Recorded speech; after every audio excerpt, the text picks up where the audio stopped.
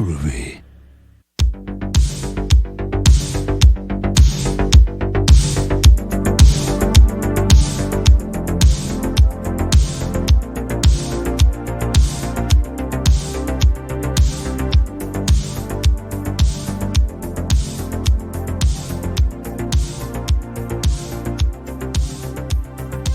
Hello.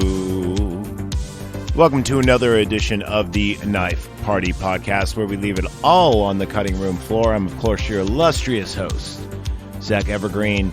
And joined with me today, again, is H1N1 Zombie. Say hello, everybody. Hey, today's knife is a very bloody scalpel. A very bloody scalpel, yes. Antonius, you should be worried because someone's becoming more of a guest than you on the show. Not saying nothing, just saying something. But then again, he is my Patrice O'Neal and you are my little Jimmy Norton, if you get that reference.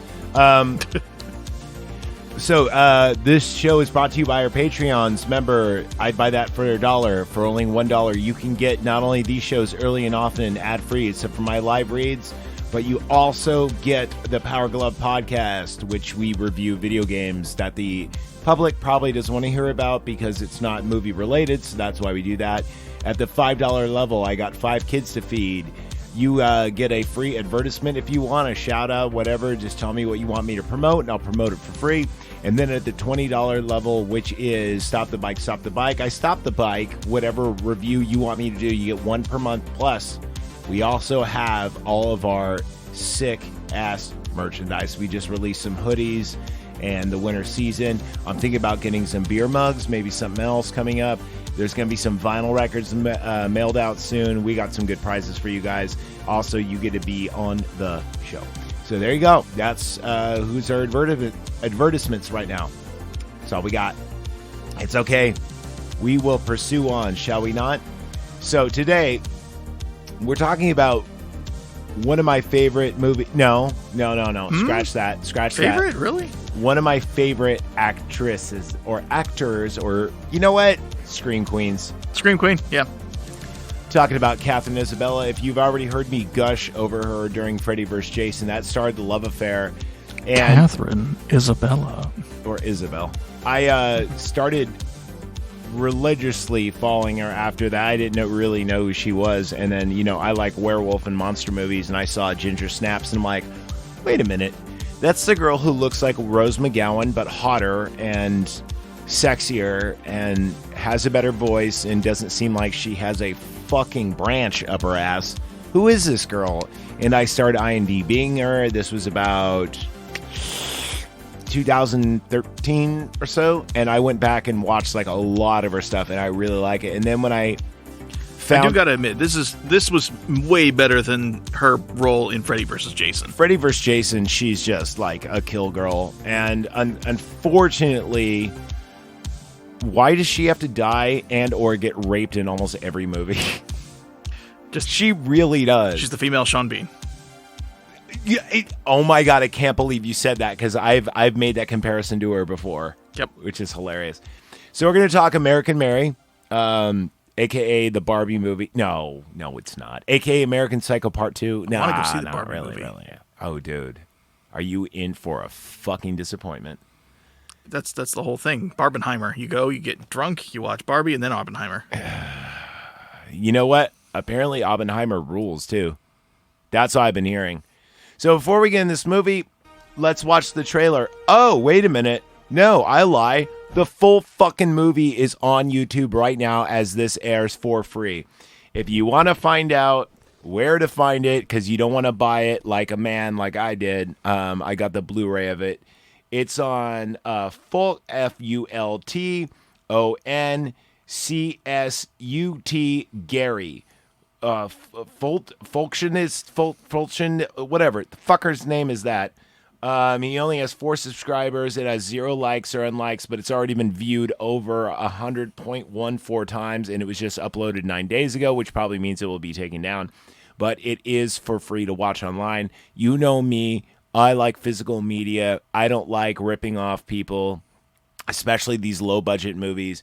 I don't like taking away their money. But if you want to watch it, go ahead and check it out there. And then if you like it, and I know you will, go ahead and buy it. I mean, because... Rent it. Rent it? You would say rent. It's a rent. Really? Yeah. Okay, give me your complaints before we get into the review. Well, I thought we were going to do the... Oh, no, we're not doing the... Oh, we're going to do the review. Well, trailer. We're going to do the trailer. Okay. But... Yeah. Honestly, just plot is all over the fucking place with this movie. Well, it's trying to do an A and B and C plot. But there are some things that just never get resolved, never go anywhere. Yeah. Just kind of... Some things and people who are just left hanging, you know? Well, you're not alone. The audience gave it 52, but believe it or not, the critics gave it a 62. Really? I know. So it stars, of course, Kathrin Isabell, Antoni Cupo as Billy Baker, who's kind of the main / love interest, whatever. Beatrix, by the way, if you look her up, looks nothing at all like her. She looks like Rhea Ripley. Her name is... Still yes. Right. Tristan Riggs. The girl that plays Barbie is Paula Lundberg. And then, of course, the twins that actually directed this movie are actually in it, and that's Jen and Sylvia Soska, S-O-S-K-A. By the way, they are the worst actors in this movie because they actually not bad directors, but when it comes to acting, it minuses so many points. So what would you give this? 62, 52? I'm definitely docking the twins really bad Boris Badenoff Russian accent. Oh my God, it is so terrible. I just wanted them to say moose and squirrel. I wanted them to say moose and squirrel so fucking... You have no idea. It's like, yes, they both try to be like Natasha and not even in like a clever or... They're like... Natasha, that was the... Yeah. Yeah, they're like, we want to be doing together. And even their entrance when they walk in and bite the stripper, it's like, how over the top do you want to be? Like, I mean, we get it. You're evil. You're gross. Cool. Could have been a little bit more subtle. It would have been better also, too, instead of being direct twins if one was a cutter and one was... We'll get into that. What would you give this? You're going to fight me. It's getting a 58 for me. 58. Well, after all of my quips, qualms, and you saw my point system as we watched this. Oh, yeah, you were up and down the whole thing. I was. I'm giving an 88. Okay, it's your show. So let's go with that. Let's meet halfway. And the 15. It's still certified sharp. Can we settle on a 63? No. Sorry, 73. I'm not going to be happy with the number, but I'll certify it sharp. Okay, how about? I'm thinking of a number. Can you guess what it is?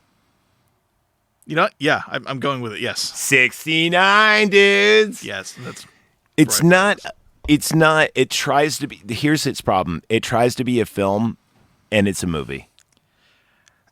I don't even know if it was a movie. It was just kind of like following her around with no plot direction and just kind of what's gonna happen next? I don't know. I guarantee if this was a series on Netflix, it would have been way better. Way better, yeah. Because if this was done as a movie or as a show. Here's the thing: the first act of... We'll get into it. Let's see the trailer and we'll get into it. All right, because we have a lot to unravel here. Good, bad, ugly, and sexy as fuck. All right, here we are. So this is a very, very, very indie film. It was made for under 10 grand, if I'm not, or 10 mil, if I'm not mistaken. The music's really good in it. I quit med school today. All the actors are good in That it. shouldn't come as a surprise to you. The costumes are amazing. Yeah. I'm changing specialties, Dr. Grant.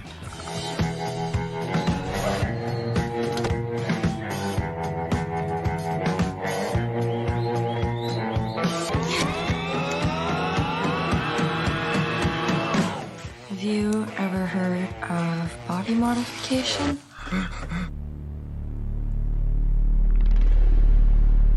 Ich fühle wie Dr. Mengele heute Abend. What's that? Twins, ja? Yeah.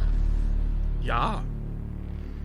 Exactly. So, short little teaser there. Like I said, if you want to watch this on YouTube, it's there. I don't recommend piracy whatsoever. But then again, if you want to watch it, I guarantee most of you are going to like it enough to buy it. But it's hard to find. It used to be on YouTube Netflix for a long time. And then it was on Shudder for a long time. And then they took it down. And I'm like, where is it? I'm going to watch it. It's on Amazon or something? No, I just straight up bought the Blu-ray because I like it so much. Oh, it's not streaming anywhere right now then? It's streaming free on YouTube. Oh, okay. I don't know if it's legal or not. Doesn't look like it is. But whatever. Look. I always say this. If you're eventually going to buy it, if it's good enough to buy, you will buy it because this shit's going to be taken down probably before this thing airs, you know? And there's a bunch of great movies on free, like, for instance, The House, it's just called The House, and Return of the Killer Tomatoes are all on YouTube for free. Do I recommend you buy every single one? Yes. You will love all those movies because they're fucking fantastic, as I do this. So this movie, I think I know why you do not like it, and we'll get into that in a second. Just let me straighten out because my mind's everywhere right now. So just like the plot of the movie. That's what I was getting at. So this is a revenge movie, and it's a good one, except for it ends too short, and then they try to throw in another movie afterward. Basically, yeah. It's, everything's done. It's like that. It's like Lord of the Rings. It's like, okay, they throw the ring into Mount Doom. Evil's defeated, and then we have like spoilers, 45 dude. more minutes. I'm kidding. 45 more minutes of ending, and it's like, okay. So the movie revolves around Kathrin Isabell's character named Mary, and she is she's in med school, and we even open up with a straight-off rip-off of American Psycho where you see her cutting flesh, and you think it might be a person, but it's actually a turkey, and she's suturing it up. She goes to class to a lecture. I was getting more Dexter vibes from that, the opening of Dexter. Oh, when he's cooking. You know what? Yes, you are right. It is very much more Dexter than it is. Yeah, I'm getting some background noise, and I think it is this. There we are. I was getting Dexter vibes from this as well. It is very much like the fast camera speed kind of thing. Yeah. But you know what? To be fair to both those shows. That's the episode, just us doing... To be fair. To be fair. To be fair. Fuck, that was even better. That one was better. God fucking damn it. Fucking damn it. So this movie starts off with this cool kind of like credit scene. And yeah, it is very similar to both American Psycho and to Dexter. And she's practicing, and if you notice throughout this whole movie, she always wears these iconic black gloves. That's kind of like her signature, if you will. And she's all happy and bubbly because she made a very good suture. She goes in to a lecture, and during this lecture, she gets chewed out for answering her phone. And this guy is a complete fucking asshole. He calls like everyone else in the area a twat. He goes, all these other twats in my class, they don't show potential. You show potential. Stop fucking around. Stop. And you're like, whoa, dude. Yeah, he's kind of a dick. Obviously, this is not UC Berkeley. No. Even though this takes place in Seattle, it's very hilarious that this guy's choice of language. So anyway, she goes out and her phone gets cut off. She's looking for some extra cash. She calls up her grandmother. Grandmother calls her, whatever. And she's like, I can loan you the money. Her phone's going to be shut off because she's delinquency for like 3 months. And she's on Craigslist. And she actually, she finds this thing where it's like $1,000 a night, no sex, just looking for hot girls. Dancing, exactly. Strip club. Yeah. And she goes in. And the guy's like, this is our, would you say male protagonist? No, because I think the bodyguard more is. Yeah, he's more, he does more to he's the help good the plot guy. along. He's the white knight. Yeah, he's the actual hero of the story. Yeah, but the strip club owner has every good intention. Like, he doesn't ever fuck her over. He's just kind of creepy. Yeah, he's a creep. So, kind of a weirdo. He doesn't ask her, she hands him the resume, and he's like, your body's the resume. Can you mind taking off your jacket, turn around? And then he asks her for a shoulder massage and everything else. And then all of a sudden, hey, boss, we got an emergency, blah, blah, blah. Brown isn't coming home. And he's like, what the fuck are you talking about? So then her resume says that she's a surgeon. He says to her, how good are you? And how would you like to make $5,000? No questions asked. No questions asked. And she's like, what the fuck are you talking about? And then he says, you know what? Forget it. Fuck off. We'll just put him out of his misery. And she goes, I'll do anything you say for $5,000. So he is fucked up. This victim, Mr. Brown or whatever his name. I think it's Mr. Brown, right? If I was paying attention. But dude's just sliced from belly button up to the face and missing an eyeball. Exactly. Left eye, minus left eye, and just totally like gutted. Not gutted, but fucked up. Pretty deep slice. Yes, exactly. Pretty deep slice. And they're like, what do you need? He's already drugged up. And she, in lingerie, performs surgery on him. And it's not like super gratuitous at this point. It just kind of cuts to her getting out, taking the cash and throwing up and taking a rape shower. Yeah, she felt dirty about it. Yeah. Had to wash the literal blood off her hands with her blood money. So now she gets a call from like my new favorite character. Oh, the doctor? Oh, no, I thought you were talking about the call from Beatrix. Oh, no, that doesn't happen because remember the doctor giving the lecture is like, where the fuck were you? Oh, that's right. And he calls her a cunt and stuff. Hey, sweetie. Hey, yourself. No, actually, I was talking to Isabel. You just can't hear. I was looking at a picture of her on the computer. So he's like, where the fuck were you? This and that. And she's kind of getting excommunicated, if you will. There's pizza there. Eli brought it. No, I'm not the used plate. I mean, there's actually pizza and breadsticks. What's up? Throwing it away. Throwing what away? Oh, you could throw that away. Don't throw the pizza away. Let's go pizza. I was going to stoocher it together. Ew. I know. Anyway, so he's chewing her out, and then he just gives up on her, and he goes, "You should find another fucking class to not show up to," and he's like brutal, like every other word out of. Like, he's like, cunt, twat, fuck, shit, cunt, fuck, shit. Like he's the biggest potty mouth in this movie. Yeah, and he's not even nice about it. He's not even being funny. It's just, you're just an ass. I remember when we were watching this, you just looked at me and you go, I'm getting rapey vibes right away. Yeah. And you... Spoiler alert. Yeah, well, we're going to get to that. So, finally... what happens next is we get a call from Beatrix, who is like, hello, is this Dr. Mary? Yeah, I got a lot of Little Shop of Horror vibes from her. You did? Yeah, Audrey. Oh, okay, I got you. So, Beatrix is a character who... My favorite character. She's awesome. Really? The whole thing. Yeah. Tell me why you like her.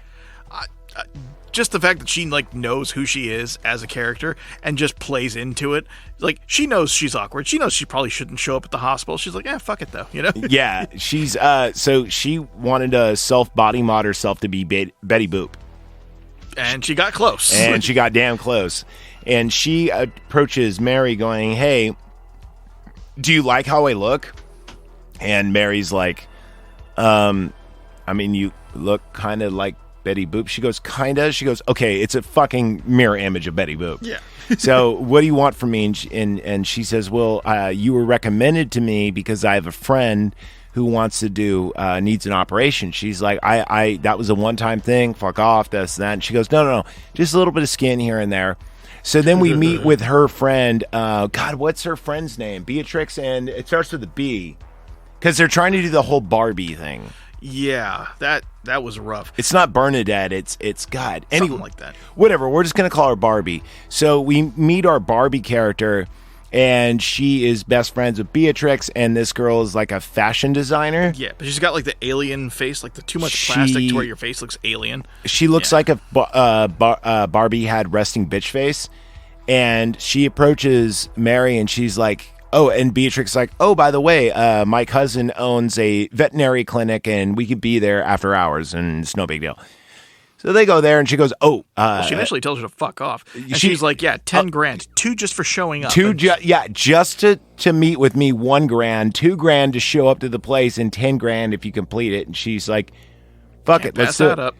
So when she goes over there, right, she meets with Barbie, and Barbie, like I said, looks plastic. She has resting bitch face, but it's fantastic.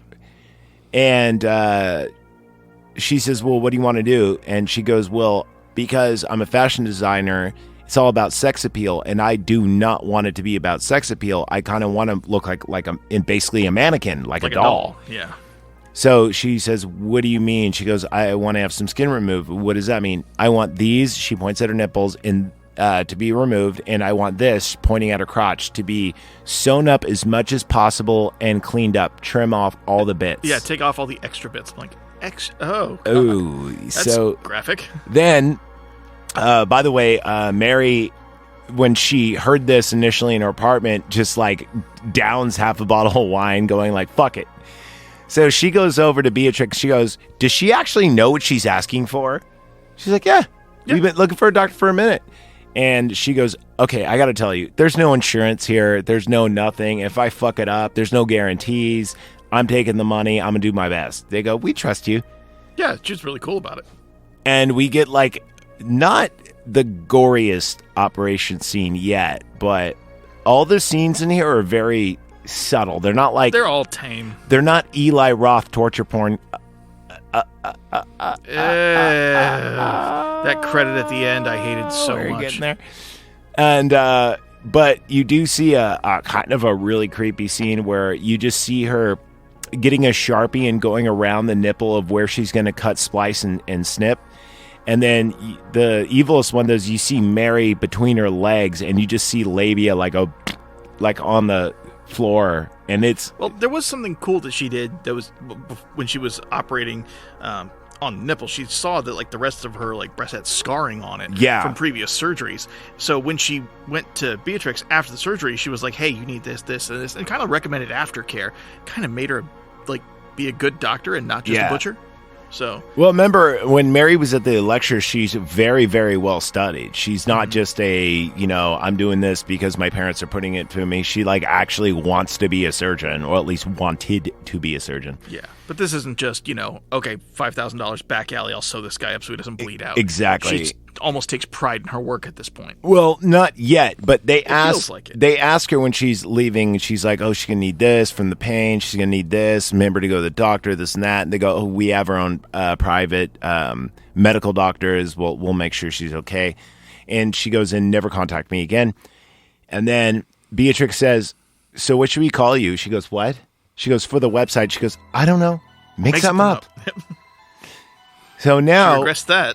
Now she is doing an internship at a hospital. Mm-hmm. And this is one of my favorite scenes where the doctor heading rounds goes... A different doctor who's also a dick.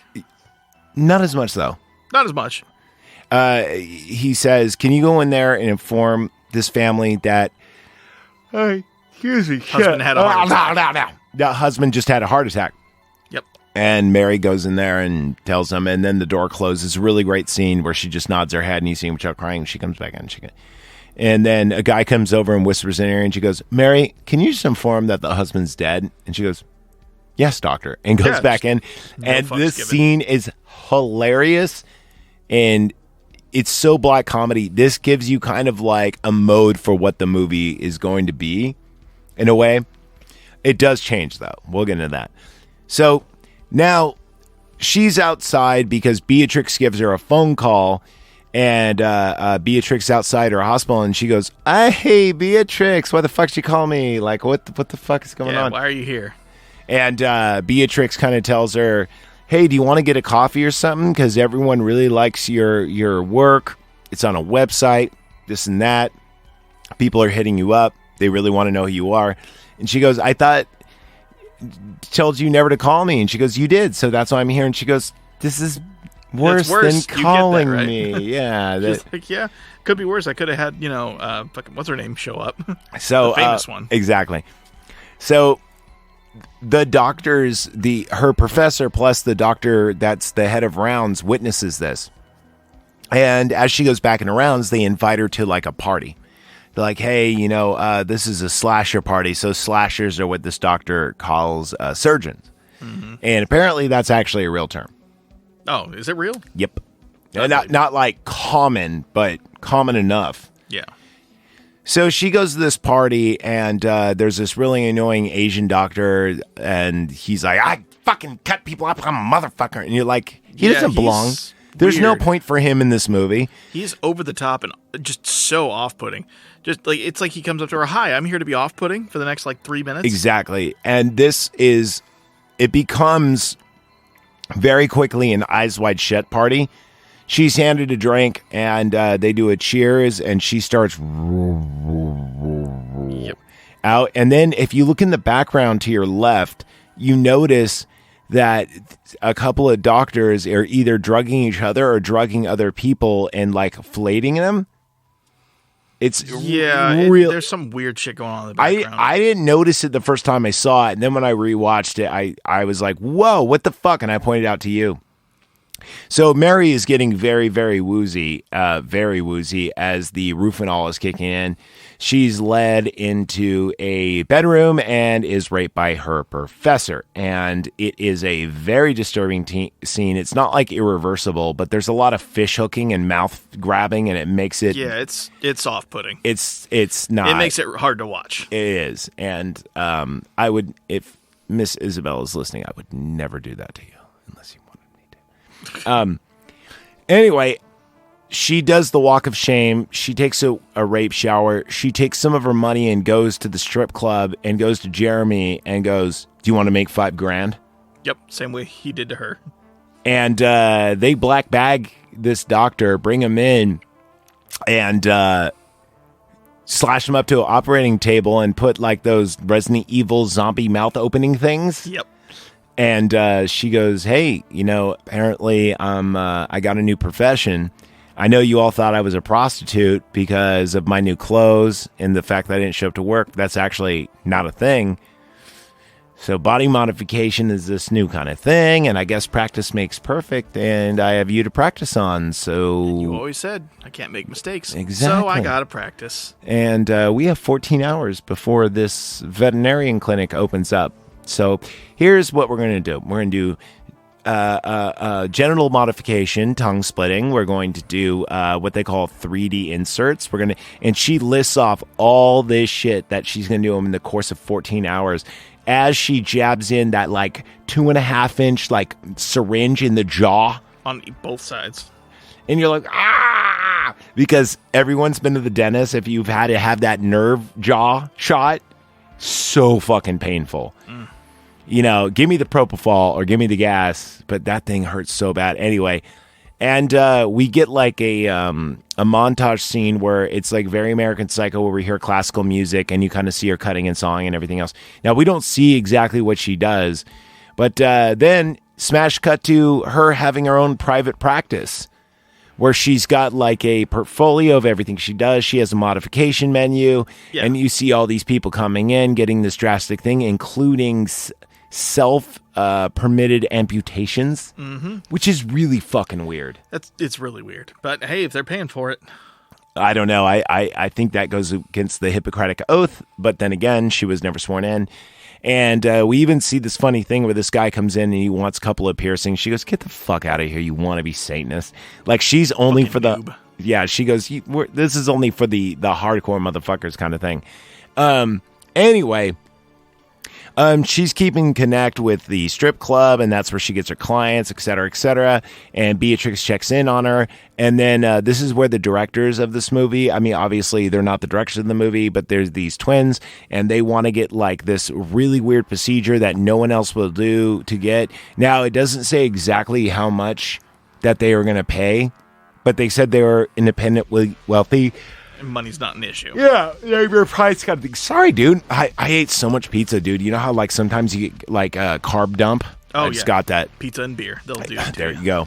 And so they want the weirdest procedure. They want to look like demons, but more importantly, they want their arms to be cut off and swapped. Yeah, I misunderstood the point when they said together. I knew they said something about their arms. You thought it was going to be like Dr. Mengele, where they're sewn together. I thought it was going to be, and then Dr. Mengele comment from the German doctor. Exactly. Yeah, I'm like, are they just going to sew them together or what, So she does that. Now, this scene could have totally been cut out of this movie. This is like where this movie starts to foul up. Because this scene was not necessary. It's all basically bad from here. I think this scene... No. There's some good stuff. There is some good stuff. This scene was thrown in just for those directors to have themselves in the movie. I guarantee it. Congratulations. The Sosa twins, how dare you ruin your own movie that was going so well. Anyway, after this, we cut into her inspiration. She moves out. She's got money. You know, she's got her own bodyguard who's like one of the coolest people. His name is Lance. He looks just like Lemmy from Motorhead, but he's like 6'7", and he's a cool dude. He is really cool. So she's got her own like operating room in her new place, but also she has like a storage facility where she operates just on the doctor to practice on him. Now, this is the coolest reveal and should have been the end of the movie. This could have been a great Black Mirror episode, just like a 47-minute episode. We see him, and he's hanging by meat hooks. Off of his back. Lyre scraped into his head, mouth sewn shut, missing all his teeth, and they're filed, the ones that are remaining. All kinds of stuff under his skin. Arms cut off, nipples cut off, piercings everywhere, genitals cut off, catheter and IV keeping him alive, and he's just crying the whole time. And she's like, oh, I have a new patient tomorrow, so I'm going to go ahead and practice on you, right? I'm trying to figure out why you still have a right ear. Exactly. Like, damn. There's some really good dialogue and good acting on Mary's part on this one. Oh, so that was a cool scene. The security guard busts in, and she overpowers him, beats him to death with his own flashlight. And this one we cut into my favorite scene where her... That was an asp. I thought that was his baton. Was it? I thought it was his maglite. I don't know. Either way, flash. You see her flailing in blood. Yeah, she bludgeons. It's a great scene, and the sound effects are great. And then we cut into her and Lance sitting down as Lance gives her like he buys her some Jack in the Box, and he goes, "I didn't know what you want, so I got breakfast, I got tacos, and she goes, "Is that a milkshake?" And he goes, "Yeah." She goes, "I would love a milkshake." And he goes, "I got chocolate and vanilla, but you strike me as more of a chocolate girl." Or he says, "You don't seem very vanilla to me." You don't see, yeah, exactly. And then she drinks it. That's when I thought the film should have ended right there, credits. That would have been cool.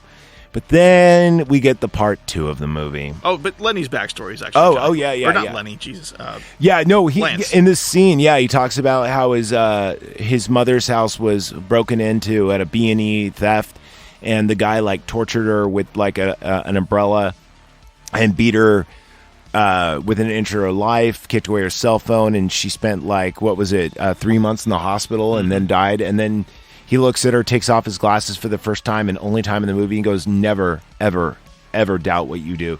Yeah, he said, "I wish I met you when I caught that little fucker." Mm-hmm. It's like, yeah, she would have done some sadistic stuff that he probably didn't even imagine. If it went to credits right there, this would be a fantastic. Agreed.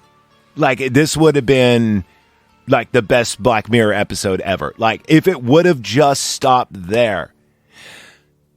But it doesn't. No. And then from here on out, it's just, what are we doing? What are we doing? What are we doing? What are we doing? So now we get like a weird love triangle between Mary and Jeremy and all the other strippers that come in for no reason.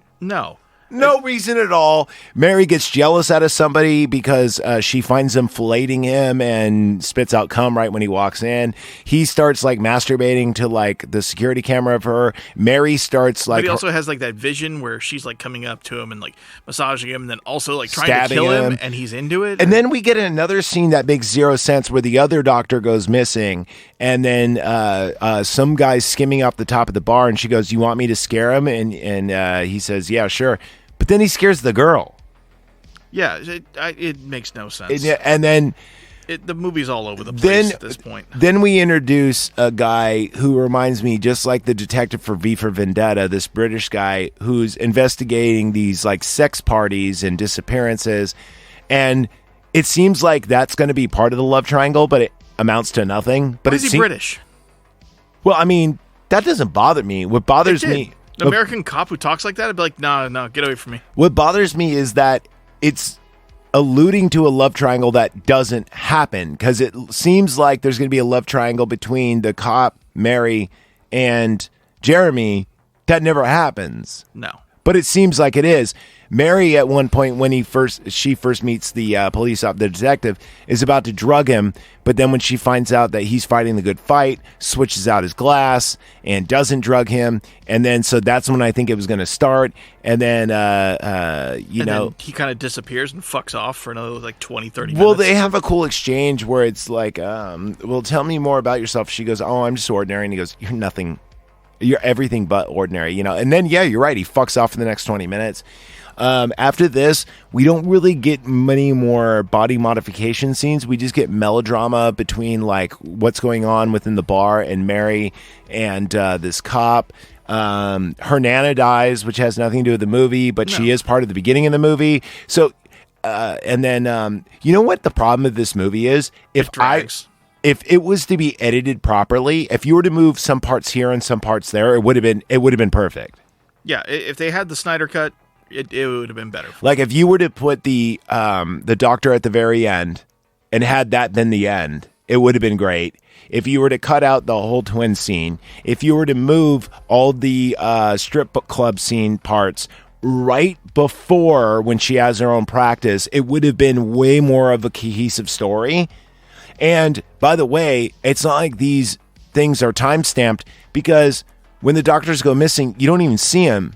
They're just said that they're missing, except for the one that's like, and that could have even been near the end. That didn't even have to be at the end of Act 1. I get it. Makes sense more that she's been torturing him for a long time, but why did you? I don't even agree with that, because there's Act 1 and then part of Act 2 and then just insanity. No, there's Act 1, Act 2, and then Act 3 is like loose ends becoming more loose. Because I think the end of Act 2 is when you see him, but that could even be, because the end of Act 1 is when she awakes from her rape and everything and heals him up. The end of Act 2 is when we find him hanging, and then the end of Act 3 really doesn't happen. So then the side plot with the whole Barbie character comes about. So the side plot with this is Barbie has a bunch of boyfriends, but she also has a husband.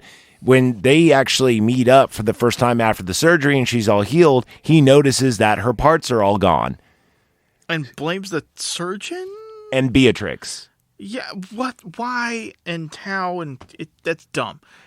Dumb plot point. Right before this scene, though, she meets up with Jeremy, and Jeremy's like, let's run away to L.A. And they're like really considering it for a second. She goes, let me think about it. I don't know. Her phone's blowing up. She finally answers it. By the way, her phone rings way too many times in this movie. And it's the standard default, iPhone one. And annoying. Then she opens it up, and it's Beatrix. Beatrix has been horribly tortured and brutalized and sweated to give out Mary's information. And then when Mary actually, realizes what's going on, the husband's in the room, and he attacks her. He stabs her once. She rolls. I don't know what happens after that, because he's dead immediately. I think she bit his neck, because she bites him and then comes up and spits something out, and I assume it was his neck. It's just so weird, but he dies like way too easily. And then she tries to suture herself up, dies, and the cop comes. The cop comes in and is like, "It could have been so much better, Mary." And you're like, "What?" It's the end of the movie, dedicated to Eli Roth. Yeah, that's like, just like what we were talking about. Got negative points for referencing Eli Roth. 2001 Space Odyssey and this suffer the same thing. Is this either could have been A, edited better, or B, it could have been like a mini series. Like you said, Dexter. I think it would have got shit because it would have been too much Dexter-esque. Yeah, Dexter was in its prime in 2012, so... Yeah, this came out in 2012. Yeah, I know, that's why I said 2012. Yeah. So yeah, Dexter was killing the, prime TV show. Yeah, the only reason why a lot of people had Showtime was just for Dexter. Yeah. I mean, the only, prime TV shows at that time were, Dexter, Game Sopranos, of Thrones. And Game of Thrones, yeah. And Sopranos. Was Vikings then, or was that later? Well, even then, Vikings was on, regular TV. That was AMC, wasn't it? Yeah, it was HBO, then AMC. I don't remember. I think the first season was HBO, and then it went over to I could be wrong. Yeah. Or if you want to throw it in there, Walking Dead. I'll throw Walking Dead in there because that was a fucking cultural phenomenon. Yeah, the first couple seasons with Frank Darabont at the helm, yeah, that was really good. Yeah, and then once they stopped following the comics. Oh yeah, exactly. There you go. And that's when it all fell to shit. So I really do like this movie. It could have been done better. I swear to God, man. If you watch this movie and you stop it right after the whole doctor scene, it's like a near perfect movie. Right. But it doesn't. It keeps going. And, a lot of people aren't just going to watch, 3/4 of a movie. That being said, Kathrin Isabell is in lingerie and black leather and skin tight fucking. It's, See, I require plot. Like, even on the hub. We got to have plot at this point, I got to have a certain production value here. I'm just saying. Just hot doesn't get you anywhere. I'm just saying. No, she's not hot. She's fucking gorgeous. She's angelic even. I say watch it all the way through, but once you watch it all the way through, you're going to have. No, sorry. When you watch it the first time, you're going to have questions. You're going to be like, wait a minute. But if you're like me and you've already seen it a handful of times, it's like, oh yeah, this is when the movie stops making sense, but I still like the movie. So I'm just going to let it play. But it's not like Shawshank where you're like, I need to see the end. I don't need to see the beginning, but I need to see the end. This movie is, you need to see it from the beginning till about halfway through. And if you're still invested, still watch it. I'm not going to tell anyone not to watch it. Like, I know it's not my favorite movie. I didn't give it particularly high marks, but I'm not going to say it's a don't watch. It's definitely a rent. It's just not. There you go. Yeah, there's no reason to watch this again, I would say. There is little quirks about this movie that is worth watching. Now, you mentioned Eli Roth. It's not like Hostel where it's torture porn and you can Awful. Unwatchable. Well, I wouldn't say it's unwatchable, but it's pretty bad. Trash. Hostel is trash. Yeah, but Eli Roth also made Cabin Fever, and that's one of the best comedies of all time. I guess it is a comedy. I mean, a guy pouring bleach on his junk. The dude from Boy Meets World, and there's a zombie cannibal virus thing going on. Come on, man. That movie's funny. And the kid with the pancakes that does all the karate. I need to rewatch it. I don't remember that part. What? He's the one that spreads the virus, starts it by biting the dude's hand that steals the Snickers bar? All I remember is it's down to the last two, and they do it, and then he's like, oh no, I'm going to get infected, so he pours bleach on his junk. Actually, you're wrong. It's Listerine, but okay. I thought it was bleach. I've seen that movie way too many times. Stop being gay. Still uncomfortable. Ow. Yeah. Still uncomfortable. Still not a pleasant sensation. By the way, there is a shot-for-shot remake. Don't watch it. Watch the original. The shot-for-shot remake is really... I don't even know why they did it, but that's when Eli Roth... Did it even go into theaters? No, it was a Netflix original, but it's a shot-for-shot remake. I think it's because Eli Roth lost the rights to the movie, so he did a shoot-for-shoot... It's like a shot-for-shot remake but with different actors. He Taylor Swifted his own movie. The weirdest thing is when you're watching it, you're like, wait a minute, that guy looks different. Wait a minute, that guy looks different. Wait a minute. Because it's so close shot for shot that you don't realize it's a remake till about a good 15 minutes in. Because even the dialogue is the same. Even the background, everything is the same except for the actors. It's really the craziest thing. If you're watching it and say like you smoked a little weed, you would think someone was fucking with you. I want to watch them side by side at the same time. Oh, I think on both. I think they almost have to the minute the same runtime. I'm not even lying. They are so close. When I saw them, like, wait a minute, because like I said, shot for shot, same dialogue, same everything. It's nuts. That would be fun to dual screen. But I will tell you, Cabin Fever is great. The Earthquake movie he did is really good. And then there's another movie he did. Eli Roth is mainly known for Hostel, and that is actually his worst movie. Worst movie by far. Also, too, yeah, it's bad. Him as the Jew Bear in Inglourious Bastards is one of the best characters in any Quentin Tarantino movie. That's Eli Roth? Yeah. Oh, I didn't know that. You didn't know that? No. That's still Eli Roth, dude. Oh, yeah, the guy who likes just beating down on people. Yeah, that would be Eli Roth. It makes sense. Yep. Fits his you have a guy that likes torture and feet and a guy that likes baseball bats and torture, and they made a perfect movie. Like All right, cool. Well, shit, dude. I think there's not much else to talk about. I know it's kind of a short episode, but I mean, like I said, this is a grid short movie, and then in the second half is kind of eye candy. For me, it's eye candy. So it has some cool scenes. The body modifications are all tame. It doesn't do it for me to like truly put it in high marks. I think the concept of the movie is awesome, though. The concept, a surgeon delivery. Yeah. The delivery is halfway there because I would say halfway. She accomplishes her mission halfway through the movie, and then it's just melodrama, and it comes to no ends. And I'm with you on that, but I still give it high marks. Okay, take Kathrin Isabell out and put Zoe Deschanel in those bangs, and make the same movie. Is this still that high of a ranking for you? I think half the reason why I like this movie is the character Mary is played so well by Kathrin Isabell. It's like actually her playing herself. So no, that would be like saying, let's watch Willy's Wonderland, but instead of Nick Cage, we're going to put in Christian Slater. Would it be good? Probably not. I'd watch that. I'm not going to lie. I'd all watch right, all right. You know what? You're right. All right. Okay, how about put in Ben Affleck? Okay, yeah, it'd be shit. Yeah, exactly. That's what I'm saying. You think she makes the movie? This is a character piece. It is really a character study. That's what this is. She makes the character. I mean, fucking Wednesday Addams from that show, Wednesday, is based off of her. The reason why Five Nights at Freddy's is going to be good in box office is because the fact is based off that video game. The reason why Willy's Wonderland is going to be a cult phenomenon forever and ever and ever is because it is Nick Cage, the soundtrack, the pacing, the pinball scenes, all that stuff. God, we need to do Willy's Wonderland. We're gonna. Oh, dude, we're doing a whole Nick Cage month. You know about this, right? No. How do I not know about that? We're going to do Raising Arizona. We're going to do Willy's Wonderland. We're going to do 8mm. We're going to do Bad Lieutenant. We have a list of our favorite and least favorite Nick Cage movies. I need to be in on that. Oh, and we're going to do Ghost Rider 2. Not 1, 2. I don't even remember Ghost Rider 2. It's so... You know when people say it's so bad it's good?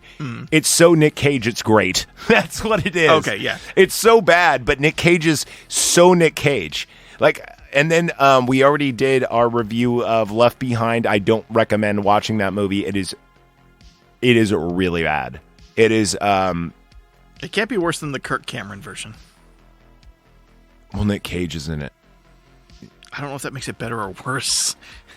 No, because here's why. Nick Cage is trying to be not Nick Cage. Oh, yeah, okay, no. So he's good when he plays in his Nick Caginess. It's like, everybody on the plane, relax. We don't know if it's an international incident.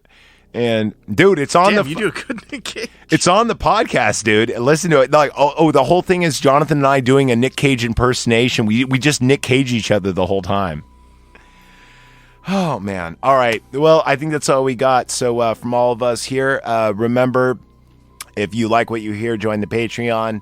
If you don't want to hear us on YouTube, but most people on YouTube don't get this far, check out our little website. That's at knifepartypod.podbean.com. And the Patreon is patreon.com/knifepartypod. Sorry, I apologize. I had a brain fart.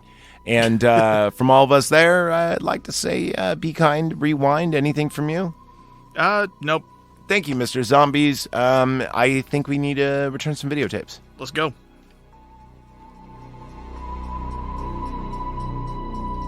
Told you I'd have you out of here by 10. No way. Oh, shit.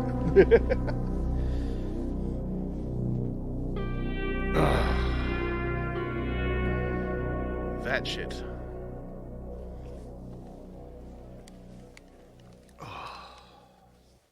Normally I convince